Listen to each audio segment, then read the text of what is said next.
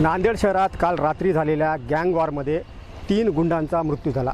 तिघेही सराईत गुन्हेगार होते। तिघांवरती अनेक गुन्हे दाखल होते। आता मी आहे नांदेड शहरातल्या त्याच भागामध्ये ई-स्क्वेअरला हा मार्ग जातो आणि रात्री 1:30च्या सुमारास अनिल पंजाबी सदा गँगचा जो सदस्य होता अरिजित सिंग चव्हाण आपल्या 2 साथीदारांसोबत याच रस्त्याने ई-स्क्वेअरमध्ये धुरंधर चित्रपट पाहून आपल्या बुलेटवरती येत होता आणि या ठिकाणी हा जो इथं परिसर आहे, एक प्लॉट आहे ओपन, या ठिकाणी साईलाला गँगचे मोहम्मद अरबाज, सय्यद आवेज आणि त्यांचे साथीदार इथं दबा धरून बसले होते। या दोन्ही गँगमध्ये जुना वाद होता। वाद नेमका काय होता याचा तपास सध्या सुरू आहे। जसं या ठिकाणावरती अरिजित सिंग आणि त्याचे साथीदार आले, इथं दबा धरून बसलेल्या साईलाला गँगच्या सदस्यांनी त्यांच्यावरती हल्ला चढवला।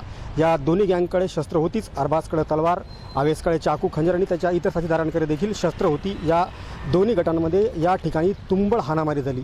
अक्षरशः शस्त्रांचा मोठ्या प्रमाणामध्ये वापर करण्यात आला आणि या ठिकाणी घटनास्थळावरच अरिजित सिंग चव्हाण हा मरण पावला आणि त्यासोबतच दुसऱ्या गँगचा जो होता साईलाला गँगचा मोहम्मद अरबाज, तो देखील याच घटनास्थळावरती मरण पावला आणि दोन्ही गँगचे 3 ते 4 सदस्य जे आहेत ते जखमी झाले।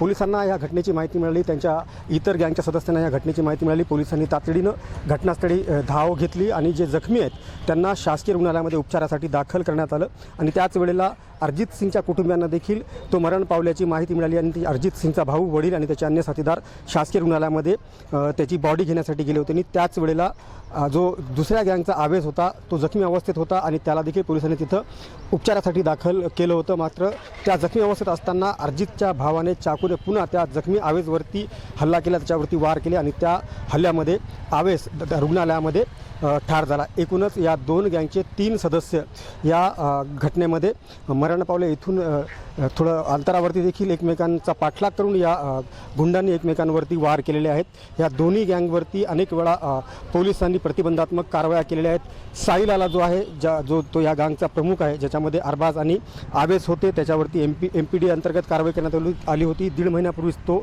सुटून आला होता आणि जो अनिल पंजाबी जो सदा गँगचा आहे, जो अरिजित सिंग जो याच्यामध्ये मयत झालेला आहे, तो अरिजित सिंग अजूनही जेलमध्ये असल्याची माहिती आहे। आतापर्यंत यामध्ये 4 जणांना पोलिसांनी अटक केलेली आहे आणि मोठी धरपकड या घटनेमध्ये केली जाणार असल्याचे पोलीस अधीक्षकांनी सांगितलेलं आहे। एकूणच इतक्या मोठ्या प्रमाणामध्ये नांदेडमध्ये गँग वॉर सुरू आहे। 3 जणांचा मृत्यू झालेला आहे, त्यामुळे कायदा सुव्यवस्थेचा प्रश्न निर्माण झाला आणि पोलिसांच्या अकार्यक्षमतेबद्दल देखील लोक आता प्रश्न विचारू लागले आहेत। मुजीब शेख, न्यूज 18 मराठी, नांदेड।